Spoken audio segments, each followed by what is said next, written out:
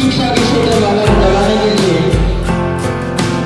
84 के विधायक महोदय द्वारा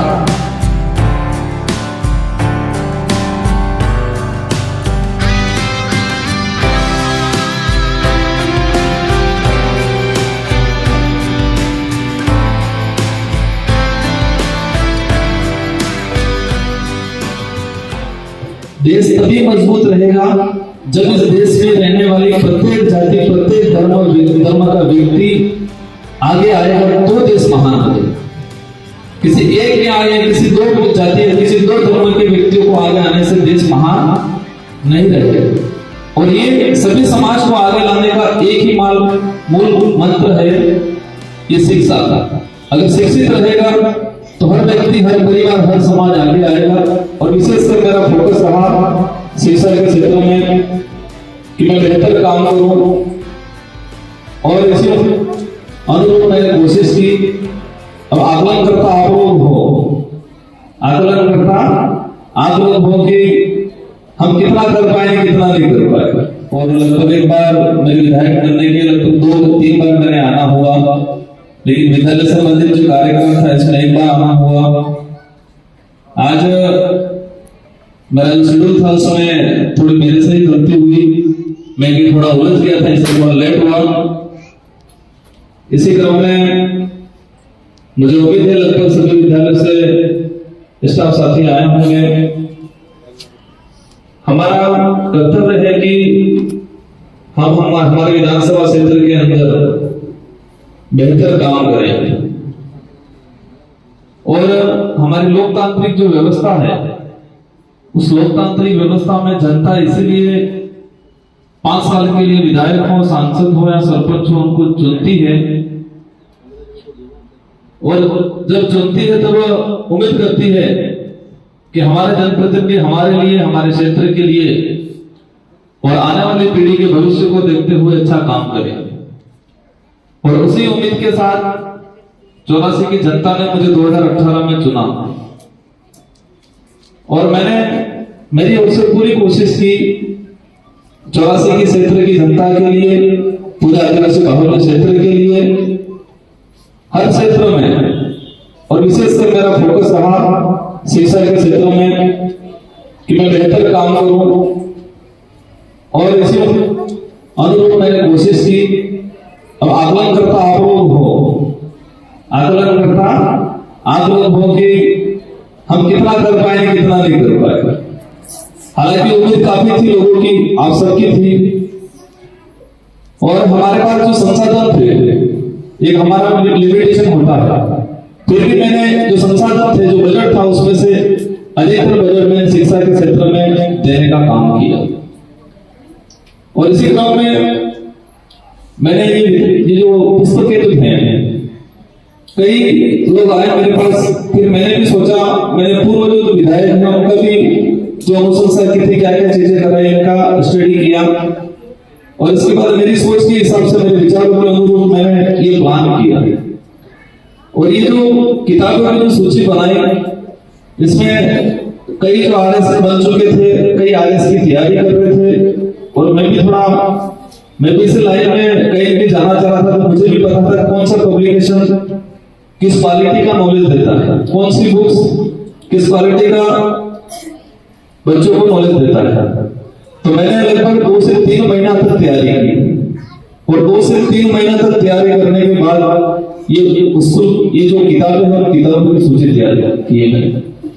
और मुझे उम्मीद है बच्चे तो पढ़ेंगे, लेकिन जितने जो शिक्षक है वो भी इस किताबों को पढ़ने के लिए इंटरेस्टेड रहेंगे, ये उम्मीद है मुझे। कुछ और भी प्लान था मेरा, लेकिन नहीं कर पाया। अभी भी अचानक आनंद फानंद में कार्यक्रम रखा।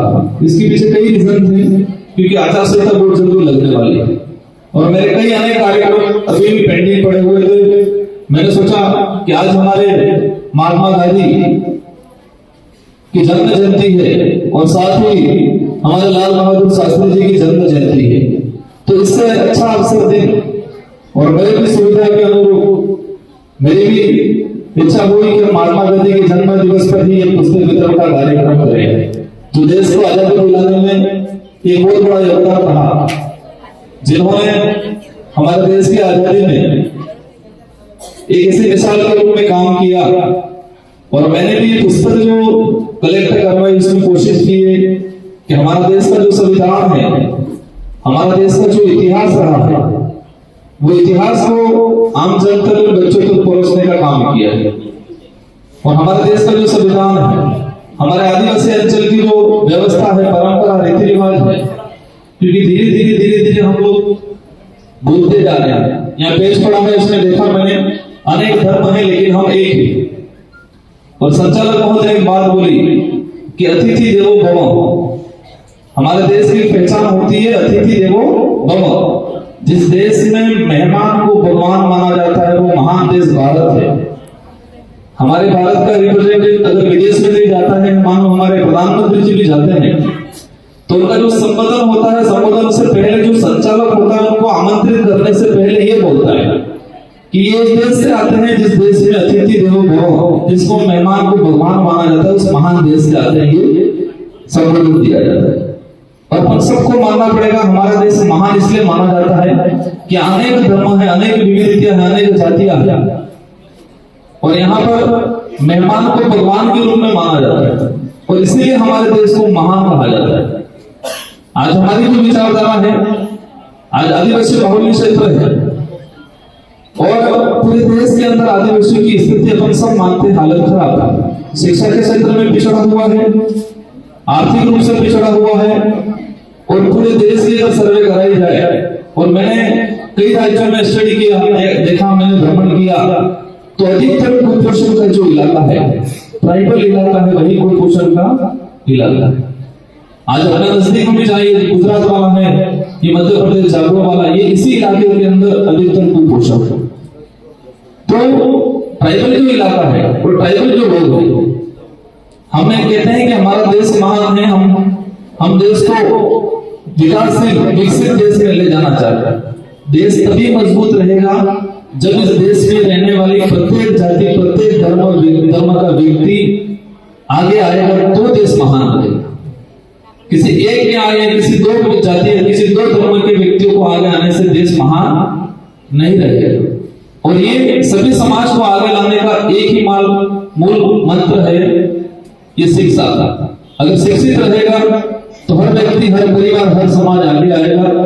मेरी ओर से कोशिश की गई है, लेकिन इस बार मेरे जो 5 साल के अंदर जो अनुभव रहा, मुझे थोड़ा दुख हुआ कि बच्चों की पढ़ाई बिल्कुल खत्म हो चुकी है। ये सच्चाई है। 2 साल कोविड रहा, कोविड के दौरान बच्चों का समय बिगड़ा। इसके बाद भी कई चीजें ऐसी एक्टिविटीज यहाँ कराई गई जिससे सारा स्टाफ जो जिनका काम पढ़ाने का था वो नहीं कर पाए, बाकी चीजों में ही उलझे रहे।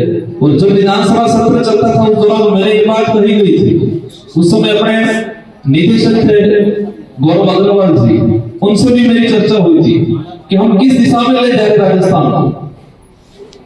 बिना वजह की चीजें हम शिक्षा विभाग के कर्मचारियों को थोप रहे हैं।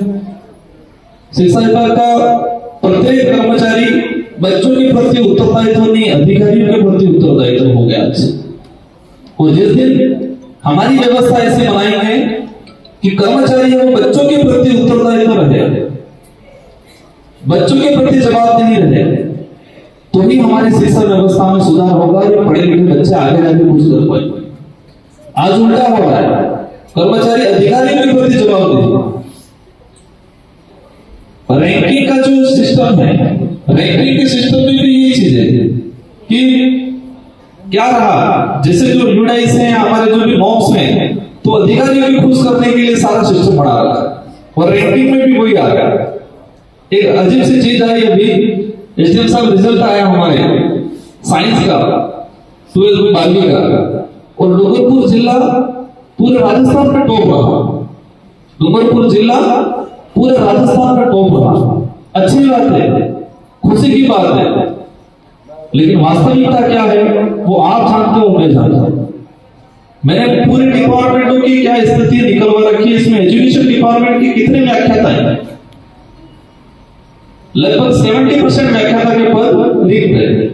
और जो बिल्कुल इंटर इलाका चिखली, वहां पर तो लगभग एक भी व्याख्याता नहीं मिलेगा, लेकिन फिर भी 100% रिजल्ट रहा है। अब ये कैसे रहा है ये आप लोग सब जानते हैं। वो बच्चा आगे जाकर रुक जाएगा, हमको हमारी जो कमजोरी है हमारे से होती है उसको एक्सेप्ट करना पड़ेगा। लेकिन गवर्नमेंट ने भी ऐसी पॉलिसी बना रखी है, तो ये लोकतांत्रिक देश है और लोकतंत्र में पॉलिसी जो बनती है उसमें प्रत्येक जनता की हिस्सेदारी रहती है। जनता पे निर्भर करेगा कि हमारे देश की पॉलिसी कैसे बने। जनता ही चुनती है विधायिका के अंदर कौन जाके बैठेगा।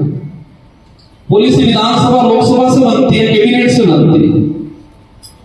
तो हमें हर जगह ऐसे लोगों को चुन के भेजना पड़ेगा कि अच्छी पॉलिसी बनाए, आम जनता के हित में बनाए, हमारे देश का भविष्य उज्जवल हो, ऐसी पॉलिसी बनाए। ऐसे लोगों को भेजने की जरूरत है।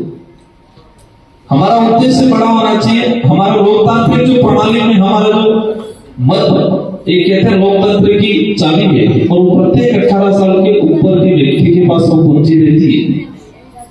तो वो समय ध्यान रखना है। हम बाद में सब चिल्लाते हैं, आज ग्रामीण ओलंपिक हुआ, शिक्षा विभाग का जो शेड्यूल है उस शेड्यूल के अनुरूप फिर खेल प्रतियोगिता होगी।